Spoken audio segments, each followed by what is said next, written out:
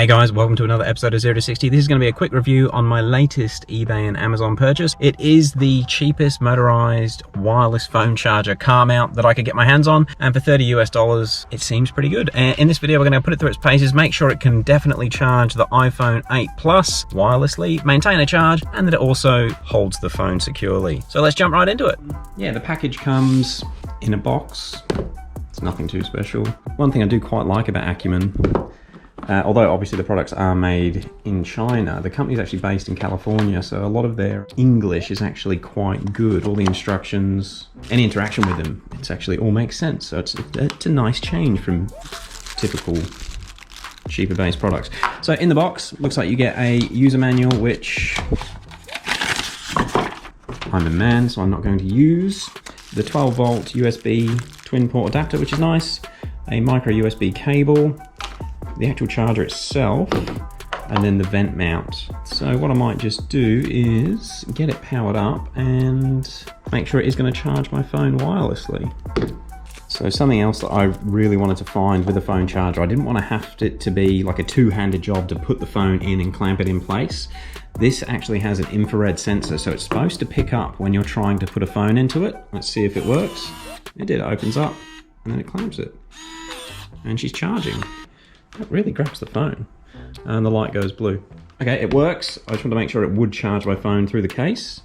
Let's go and pop it in the car. Okay, so I didn't film feeding the cable up through the air vent, but because it's going to be different on every car, but essentially what I've done, I've got the power cable connected to the same power that's powering my mirror, just in behind the dash. And all I've done, I've taken those front vents out, and then I've just poked the cable basically between where this piece joins the main ducting inside the dashboard. Super easy. As for actually mounting this device, this is the vent clip, and it's really quite a strong clip.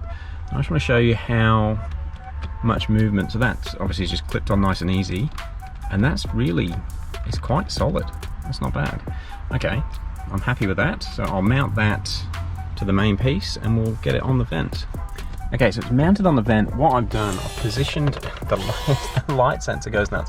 I've positioned this so it's just sitting on the very edge of the vent, and that's actually made it quite solid. And let's see if it accepts the phone.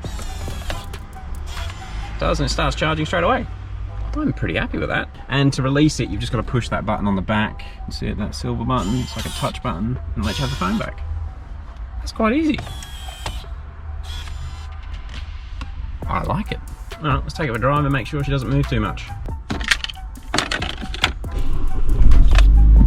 Yeah, one thing I can't stand are phone mounts that move around like they're not really connected to anything. So let's make sure that this one is a proper solid mount. We're gonna do a bit of a run through town, in and out of some driveways, and we'll give it a quick run up the highway. Yeah, so that's going out of the driveway, which is pretty good.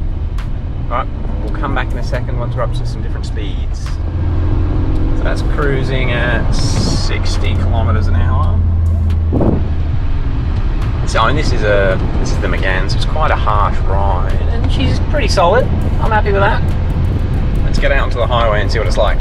We're just about to merge onto the highway.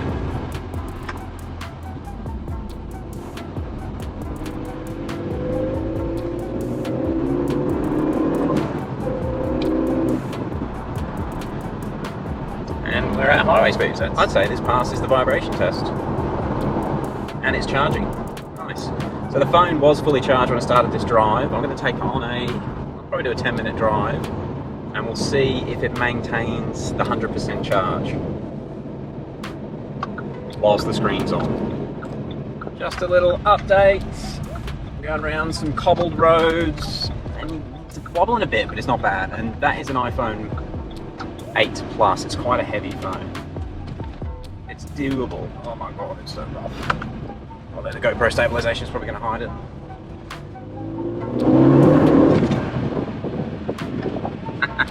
Oh, Megane's fun!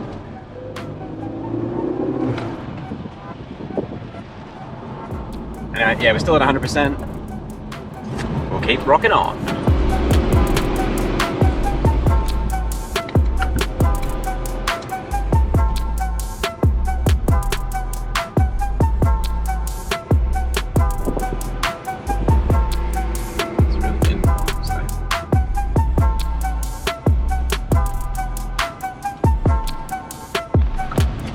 So we're nearly back to the office, and it has completely maintained the 100% charge. So that's had Waze going with the GPS and the brightness on full on the iPhone 8 Plus. So there's definitely enough current coming through the Qi charger to look after your phone. Awesome.